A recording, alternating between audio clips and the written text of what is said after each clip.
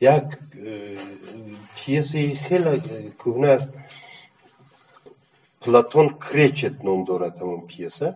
همون پلاتون کریچت ای خدا از بلبل سیرکوفسکی باشد، از کی باشد این پیسه؟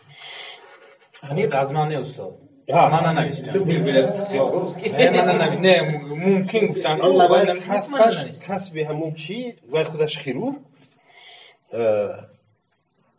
لیکن انا چجون برین نوازنده ناصرالدین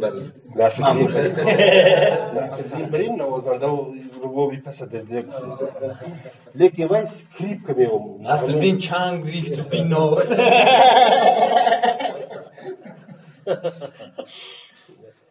وای همین سیسی نگاه نکن تاولکچی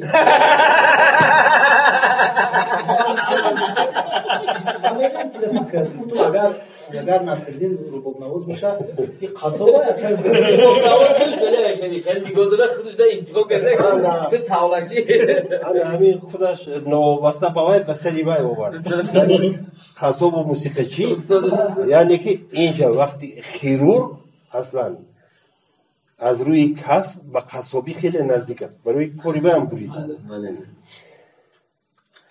پلاتون کریچت چی است؟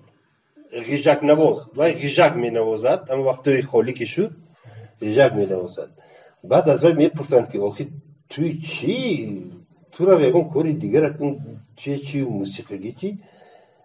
وی می گوید که وقتی داشتنی همون سکالپل همون کورد دکتری